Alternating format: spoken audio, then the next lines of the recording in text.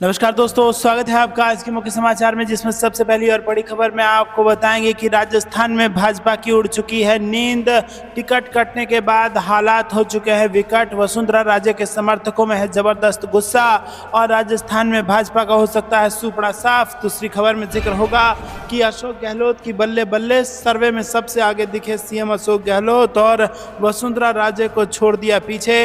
राजस्थान में कांग्रेस की सरकार बनना तय। तीसरी खबर में जिक्र होगा कि भ्रष्टाचार, अपराध, किसान, बेरोजगारी जैसे मुद्दे मध्य प्रदेश में परिणाम तय कर सकते हैं और बीजेपी को हो सकता है इस राज्य में भी बड़ा नुकसान। चौथी खबर में जिक्र होगा कि सच को छुपाने के लिए माफिया की तरह काम करती है मोदी सरकार। घोटाला उजागर करने वाले सीएजी के अधिकारियों के तबादले पर बोले जयराम रमेश। और पांचवी खबर में जिक्र होगा राजस्थान के चुनाव का। राजस्थान में विधानसभा चुनाव की तारीख बदली गई, अब 23 की जगह 25 नवंबर को होगी वोटिंग। सब कुछ आपको बताएंगे दोस्तों, हर एक खबर की गहराई में ले जाएंगे और इसी प्रकार की 25 बड़ी खबरें लेकर आए हैं। लेकिन उससे पहले अगर आपको भी ऐसा लगता है कि मध्य प्रदेश और राजस्थान में बन रही है कांग्रेस की सरकार, तो वीडियो को कीजिए लाइक और चैनल को सब्सक्राइब करके बेल आइकन दबाइए और कमेंट में लिखिए जय हिंद। रुक करते हैं सबसे पहली और बड़ी खबर की तरफ। कटे टिकट, हालात विकट, वसुंधरा समर्थकों में गुस्सा। राजस्थान में अब क्या करेगी भाजपा? जी हाँ दोस्तों, राजस्थान में 23 नवंबर को होने जा रहे विधानसभा चुनाव की तारीख अब बदलकर 25 नवंबर कर दी गई है और इसी बीच 41 सीटों पर उम्मीदवारों के नाम का ऐलान कर दिया गया है। भाजपा ने इस बार चुनाव में 7 सांसदों को भी चुनाव में उतार दिया है और इसकी वजह से कई सीटों पर पहले से लड़ते रहे नेता नाराज हो गए हैं। दोस्तों, आई सूची में 31 नए चेहरे हैं और जिन नेताओं के टिकट कटे हैं उनमें से कई पूर्व मुख्यमंत्री वसुंधरा राजे के करीबी हैं। पार्टी सूत्रों का कहना है कि समर्थकों का टिकट कट जाने की वजह से वसुंधरा भी नाखुश हैं। तो दोस्तों, वसुंधरा राजे खुद इस वक्त उनका कुछ भविष्य क्लियर नहीं है राजस्थान के चुनाव को लेकर। और अब इसी बीच एक खबर जो आई है उसके मुताबिक पहली लिस्ट में जो नाम है उनमें से जो वसुंधरा राजे के समर्थक थे उनको भी टिकट नहीं दिया गया है। तो जो पुराने नेता राजस्थान में भाजपा के थे, जो भाजपा के लिए कार्यकर्ताओं को जुटाकर भाजपा के लिए चुनाव लड़ते थे, उनमें अब जबरदस्त गुस्सा है। कार्यकर्ताओं समर्थकों में भी गुस्सा है और कहीं ना कहीं ये बीजेपी को लंबी दूरी में बड़ा नुकसान पहुंचाने वाला है राजस्थान के अंदर। तो दोस्तों, क्या आपको भी ऐसा लगता है कि राजस्थान में फिर से कांग्रेस कर देगी सरकार रिपीट? कमेंट में अपनी राय जरूर बताइए। वीडियो को लाइक नहीं किया तो लाइक कीजिए। रुक करते हैं अगली ब्रेकिंग न्यूज़ की तरफ। गहलोत की बल्ले बल्ले, सर्वे में सबसे आगे दिखे सीएम गहलोत और इसी के साथ बड़े नेताओं को छोड़ दिया पीछे। जी हाँ दोस्तों, राजस्थान में विधानसभा चुनाव को लेकर बिगुल बच चुका है। ऐसे में बीजेपी और कांग्रेस दोनों ही दलों में मुख्यमंत्री चेहरों को लेकर सवाल बरकरार है। कांग्रेस में अशोक गहलोत और सचिन पायलट मुख्यमंत्री चेहरे के प्रबल दावेदार हैं। वहीं बीजेपी में पीएम मोदी कमल के फूल के निशान पर ही विधानसभा चुनाव लड़ने की बात कर रहे हैं और इसको लेकर लोगों की क्या राय है इसका सर्वे किया गया, जिसमें लोगों ने अपने मन पसंदीदा मुख्यमंत्री के चेहरे को लेकर अपनी राय बताई। राजस्थान में विधानसभा चुनाव नजदीक है लेकिन सियासत में उत्सुकता बनी हुई है। आखिर जनता किसे अपना मुख्यमंत्री देखना पसंद करेगी, इसको लेकर सी वोटर ने सर्वे कराया और इस सर्वे में जनता की राय सामने आई है। 100 में से 34 लोगों ने अशोक गहलोत को अपनी पहली पसंद बताई है, जबकि 100 में से 18 लोगों ने सचिन पायलट को अपनी पसंद बता दी है। तो दोस्तों, इस दोनों को अगर जोड़ दिया जाए तो यहाँ पर यह आंकड़ा दिलचस्प हो जाता है और 100 में से 52 लोग कांग्रेस के नेता को ही मुख्यमंत्री बनते हुए देखना चाहते हैं और इसी तरह बीजेपी की तरफ से मात्र 22% लोग हैं, यानी कि 100 में से 22 लोग वसुंधरा राजे को मुख्यमंत्री देखना चाहते हैं और वहीं 10% लोग गजेंद्र सिंह शेखावत और राजवर्धन राठौर को 7% लोगों ने अपना पसंदीदा मुख्य चेहरा बताया है। और दोस्तों, 9% लोगों ने अन्य को पसंदीदा मुख्य चेहरा बता दिया। अशोक गहलोत के कामकाज को लेकर जब सर्वे किया गया और लोगों से पूछा गया कि भाई आप इनके कामकाज से खुश हैं कि नहीं, तो ऐसे में 48% लोगों ने कामकाज से बहुत ज़्यादा संतुष्टि बताई है और 26% लोग संतुष्ट पाए गए हैं। 25% लोग असंतुष्ट नजर आए और इसके अलावा 1% लोगों को गहलोत के कामकाज के बारे में जानकारी नहीं थी। तो दोस्तों, यहाँ पर भी अगर देखा जाए कि संतुष्ट कितने लोग हैं तो वो आंकड़ा 74% का पहुँच जाता है और 74% लोग, यानी कि 100 में से 74 लोग अशोक गहलोत के कामकाज से संतुष्ट हैं और इसमें से 48% लोग तो बहुत ज़्यादा संतुष्ट हैं। तो दोस्तों आपको क्या लगता है कि अब वाकई में राजस्थान में सरकार रिपीट कर देगी कांग्रेस पार्टी? कमेंट में अपनी राय जरूर बताइए। वीडियो अभी तक लाइक नहीं किया तो लाइक जरूर कीजिएगा। अब रुक करते हैं अगली खबर की तरफ, जो कि मध्य प्रदेश के चुनाव से जुड़ी आ रही है, जहां पर मध्य प्रदेश में भ्रष्टाचार, अपराध, किसान और बेरोजगारी जैसे मुद्दे परिणाम तय कर सकते हैं। जी हां दोस्तों, मध्य प्रदेश में विधानसभा चुनाव के लिए तारीखों की घोषणा हो चुकी है। 17 नवंबर को होने वाले चुनाव में 10 मुद्दों के प्रचार परिदृश्य पर हावी होने की संभावना है और ये मुद्दे 230 सदस्यीय विधानसभा के चुनाव के परिणाम तय करने में अहम भूमिका निभाएंगे। मध्य प्रदेश में 2018 में आखिरी चुनाव के बाद राज्य में मार्च 2020 में तब सत्ता परिवर्तन देखने को मिला जब अनुभवी राजनेता कमलनाथ के नेतृत्व वाली कांग्रेस सरकार गिर गई और भाजपा सिर्फ 15 महीने तक विपक्ष में रहने के बाद सत्ता में वापस आ गई। दिसंबर 2018 से मार्च 2020 तक की 15 महीने की अवधि को छोड़कर जब कांग्रेस सत्ता में थी, उसके बाद भाजपा के लगभग 4 कार्यकालों की सत्ता विरोधी लहर से पार पाने की चुनौती का सामना करना पड़ रहा है।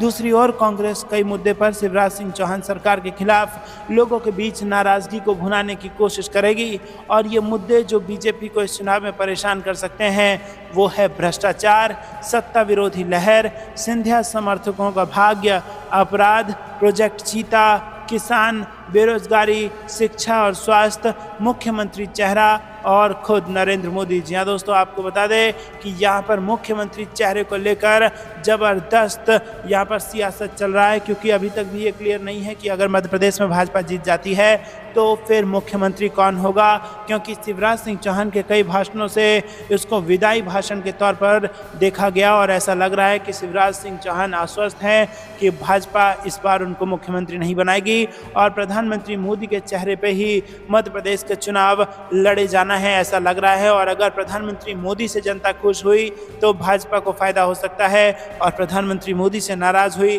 तो बीजेपी को तगड़ा नुकसान होगा। आपको क्या कुछ लगता है कमेंट में बताइए। रुक करते हैं ब्रेकिंग न्यूज़ की तरफ। सच को छुपाने के लिए माफिया की तरह काम करती है मोदी सरकार। घोटाला उजागर करने वाले सीएजी के अधिकारियों के तबादले पर जयराम रमेश का बड़ा बयान। जी दोस्तों, कांग्रेस के वरिष्ठ नेता और पार्टी महासचिव ने भ्रष्टाचार के मुद्दे पर पीएम मोदी पर जमकर हमला किया और कहा कि मोदी सरकार को सच को छुपाने और डराने धमकाने के लिए वो माफिया की तरह काम करती है। यदि कोई उसके भ्रष्टाचार के तौर तरीकों को सामने लाता है तो या तो उन्हें धमकी दी जाती है या हटा दिया जाता है। जयराम रमेश ने आरोप लगाया कि आयुष्मान भारत और द्वारका एक्सप्रेसवे घोटाले पर रिपोर्टिंग के प्रभारी सीएजी के 3 अधिकारियों का मोदी सरकार में फैले भ्रष्टाचार को छुपाने के लिए ट्रांसफर कर दिया गया। कांग्रेस नेता ने बुधवार को सोशल मीडिया एक्स पर लिखा कि मोदी सरकार सच को छुपाने और डराने धमकाने के लिए माफिया की तरह काम करती है। यदि कोई उसके भ्रष्टाचार के तौर तरीकों को सामने लाता है तो या तो उसे धमकी दी जाती है या फिर हटा दिया जाता है। इसके ताजा शिकार नियंत्रक एवं महालेखा परीक्षक के 3 अधिकारी हैं, जिन्होंने संसद के मानसून सत्र के दौरान पेश की गई एक रिपोर्ट में सरकारी योजनाओं में बड़े पैमाने पर घोटालों का खुलासा किया था। इसी के साथ जयराम रमेश ने आगे लिखा कि सीएजी रिपोर्ट में इंफ्रास्ट्रक्चर और सामाजिक योजनाओं में घोटाले को उजागर किया गया था। रिपोर्ट में द्वारका एक्सप्रेसवे में 1400% लागत बढ़ने और टेंडरिंग में धांधली सामने आई थी और साथ ही साथ हाईवे परियोजनाओं से 3600 करोड़ रुपए की हेराफेरी, दोषपूर्ण बोली प्रक्रिया और भारतमाला योजना की लागत 60% बढ़ाने की बात भी रिपोर्ट में थी। दोस्तों, रुक करते हैं अगली ब्रेकिंग न्यूज़ की तरफ। राजस्थान के चुनाव से बड़ी खबर। राजस्थान में विधानसभा चुनाव की तारीख बदली, अब 23 की जगह 25 नवंबर को होगी वोटिंग। जी हाँ दोस्तों, आपको बता दें कि चुनाव आयोग ने बुधवार को राजस्थान में होने वाले विधानसभा चुनाव की तारीखों में तब्दीली की है। राजस्थान में 23 नवंबर को पहले मतदान होना था, हालांकि वोटों की गिनती 3 दिसंबर को ही होगी। दरअसल विभिन्न राजनीतिक दलों और सामाजिक संगठनों ने पत्र लिखकर चुनाव आयोग से मतदान तारीख बदलने की मांग की थी और अब 23 की जगह 25 नवंबर को ये वोटिंग होगी। यहाँ पर दोस्तों आपको बता दें कि चुनाव आयोग ने एक बयान में बताया कि मतदान की तारीख में बदलाव के लिए विभिन्न दलों और सामाजिक संगठनों द्वारा बड़े पैमाने पर आवेदन मिलने के बाद ये निर्णय लिया गया। हालांकि हम आपको बता दें कि राजस्थान में महज वोटिंग की तारीख बदली है। इसके अलावा नामांकन दाखिल करने, नामांकन वापस लेने और मतगणना की तारीख में कोई बदलाव नहीं हुआ है। दोस्तों, रुक करते हैं अगली ब्रेकिंग न्यूज़ की तरफ। गोरखपुर से बड़ी खबर। डेरा डालो घेरा डालो आंदोलन से डरी योगी सरकार। दलित नेता पूर्व डीआईजी और पत्रकार समेत कई लोगों को कर लिया अरेस्ट। जी हाँ दोस्तों, आपको बता दें गोरखपुर में मंगलवार को कमिश्नर कार्यालय में विशाल धरना प्रदर्शन करने वाले दलित नेता श्रवण कुमार निराला और सीमा गौतम को कई लोगों के साथ पुलिस ने हिरासत में ले लिया। ये लोग दलित, पिछड़ा, मुस्लिम, गरीब मजदूर, भूमिहीन परिवारों को 1-1 एकड़ जमीन देने की मांग कर रहे थे। बता दें कि 10 अक्टूबर को पूरे दिन चले डेरा डालो घेरा डालो आंदोलन के बाद रात को पुलिस में अंबेडकर जन मोर्चा के मुख्य संयोजक श्रवण कुमार निराला सहित कई नेताओं को हिरासत में ले लिया। रुक करते हैं अगली ब्रेकिंग न्यूज की तरफ। एमपी, राजस्थान और छत्तीसगढ़ में मुख्यमंत्री की पहली पसंद कौन? ओपिनियन पोल में आ गया इसका नतीजा। जी हाँ दोस्तों, मध्य प्रदेश, छत्तीसगढ़, राजस्थान, मिजोरम और तेलंगाना में विधानसभा चुनाव का बिगुल फूंका जा चुका है।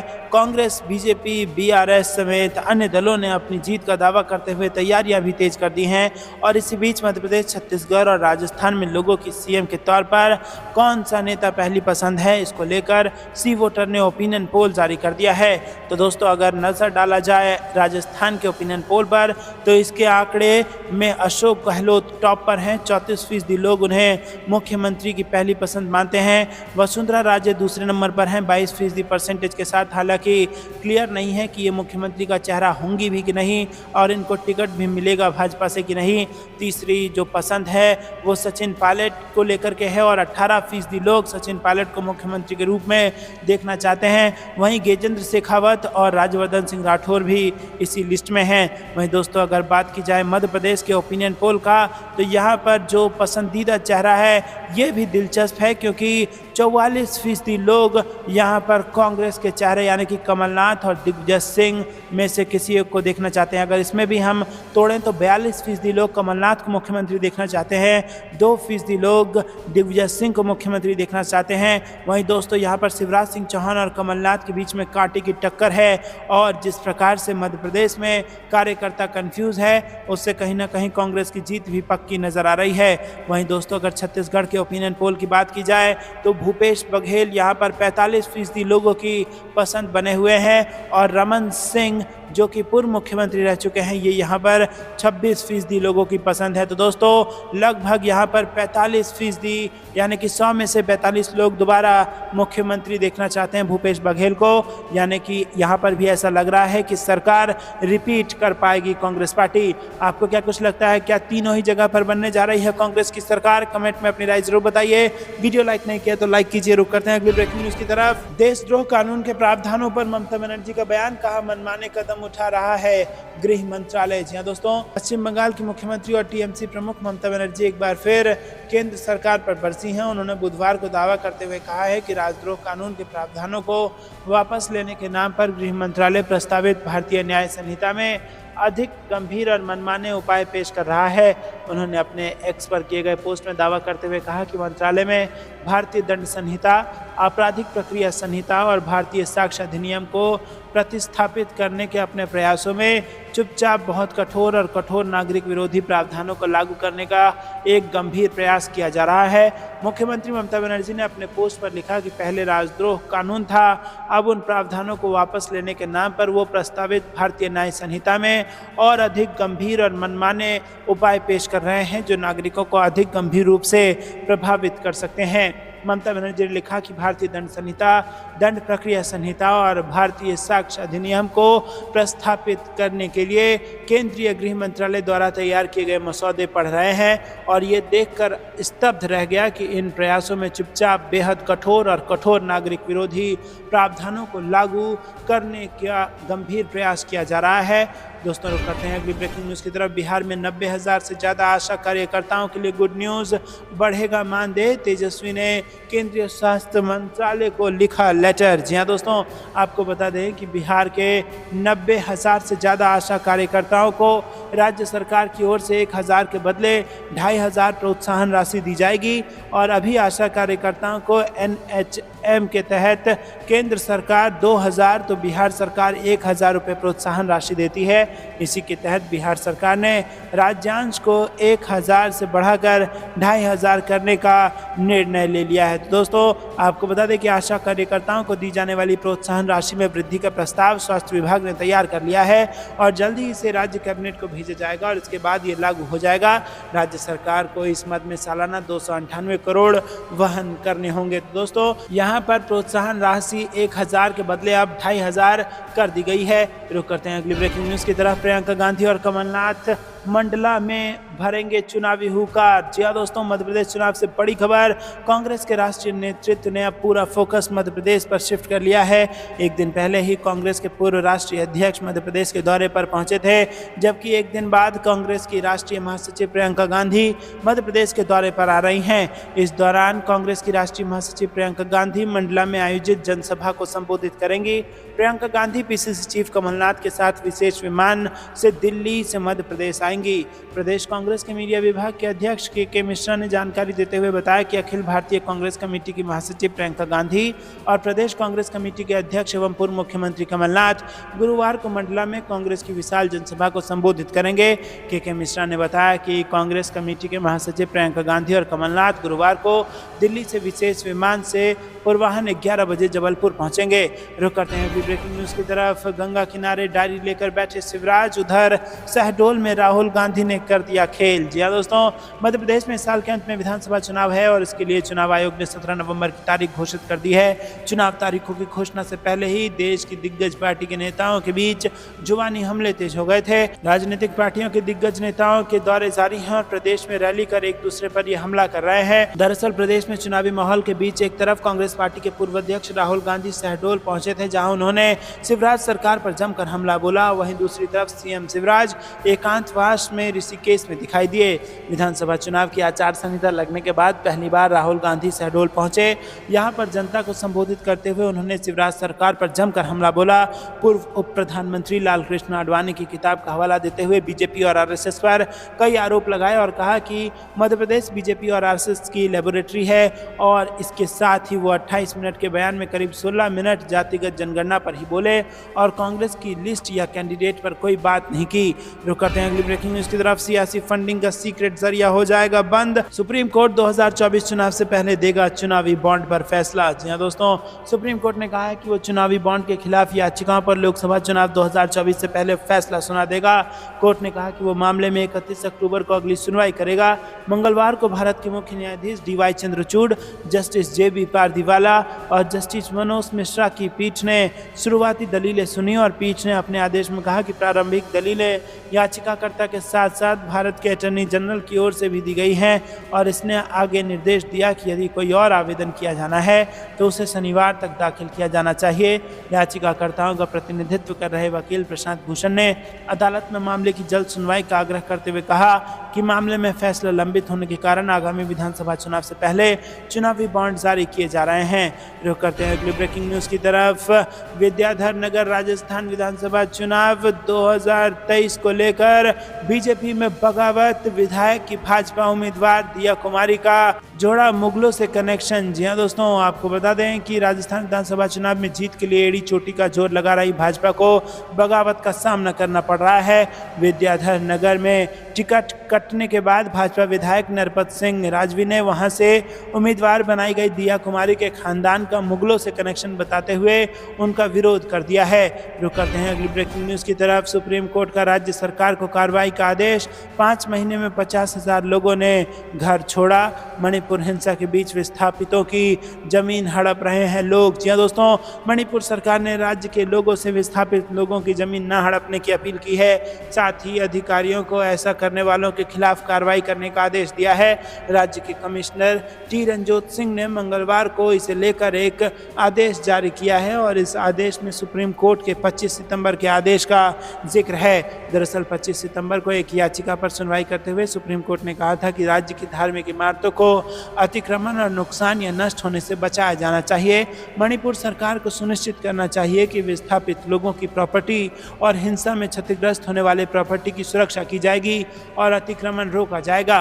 रुक करते हैं अगली ब्रेकिंग न्यूज की तरफ। कंप्यूटर बाबा की गौ बचाओ यात्रा पहुंची उज्जैन, बोले शिवराज की विदाई इस बार तय। जी हां दोस्तों, आपको बता दें कि महामंडलेश्वर कंप्यूटर बाबा की गौ बचाओ यात्रा मंगलवार को उज्जैन पहुंची और इस दौरान मीडिया के साथ बातचीत में कंप्यूटर बाबा ने शिवराज सरकार पर आश्रम का निशाना साधा। बता दें कि कंप्यूटर बाबा की गौ बचाओ यात्रा का बुधवार को उज्जैन में समापन होगा, जिसमें पूर्व मुख्यमंत्री दिग्विजय सिंह भी शामिल होंगे। रुक करते हैं अगली ब्रेकिंग न्यूज़ की तरफ। कांग्रेस में शामिल होने को तैयार हैं पूर्णिमा श्रीनिवास। कहा, बीजेपी ने मेरे समुदाय से किए वादे पूरे नहीं किए। जी हाँ दोस्तों, कांग्रेस में शामिल होने जा रही पूर्व भाजपा विधायक पूर्णिमा श्रीनिवास ने बुधवार को दावा किया कि जेपी नड्डा के नेतृत्व वाली पार्टी गोला समुदाय से किए गए वादों को पूरा करने में विफल रही है और इस कारण की वजह से ही वो परिवर्तन का विकल्प चुन रही है। उन्होंने ये भी दावा किया कि कांग्रेस ने शिक्षक निर्वाचन क्षेत्र में उनकी पति डीटी श्रीनिवास को एमएलसी टिकट देने का फैसला किया है। रुक करते हैं अगली ब्रेकिंग न्यूज़ की तरफ। मुख्यमंत्री योगी से मिलने के लिए अड़े किसान यूनियन के नेता, रायबरेली रोड को कर दिया जाम। जी हाँ दोस्तों, लखनऊ पहुंचे किसान यूनियन भानु गुट के नेता अपनी 14 सूत्रीय मांगों को लेकर मुख्यमंत्री योगी आदित्यनाथ से मिलने आए हुए हैं और बुधवार को प्रदर्शन के दौरान उन्होंने रायबरेली रोड पर जाम लगा दिया। रुक करते हैं अगली ब्रेकिंग न्यूज़ की तरफ। चुनावों की डेट फाइनल, लेकिन ऐसा क्या हुआ जो 5 विधायकों ने दे दिया इस्तीफा। जी हाँ दोस्तों, चुनाव आयोग चुनावों की तारीख का ऐलान कर चुका है और अब सभी पार्टी चुनावों की तैयारियों में लग गई हैं। ऐसे में 5 विधायकों ने मंगलवार को विधानसभा सदस्यता से इस्तीफा दे दिया। वैसे इनके इस्तीफा देने से चुनाव में कोई असर नहीं पड़ेगा, पर इनके इस इस्तीफे के पीछे बड़ी ही दिलचस्प वजह है। मिजोरम में 7 नवंबर को वोटिंग होनी है और वहां के 5 निर्दलीय विधायकों ने जोरम पीपुल्स मूवमेंट के उम्मीदवार के रूप में लड़ने के लिए तकनीकी औपचारिकताओं के अनुरूप मंगलवार को विधानसभा से इस्तीफा दे दिया। तो दोस्तों, ये थी दिन भर की सारी जरूरी और बड़ी खबरें। अंत तक बने रहने के लिए बहुत बहुत धन्यवाद। जाने से पहले वीडियो को लाइक, चैनल को सब्सक्राइब करके बेल आइकन दबाइए और कमेंट में लिखिए जय हिंद। अभी के लिए इतना ही। जय हिंद, जय भारत।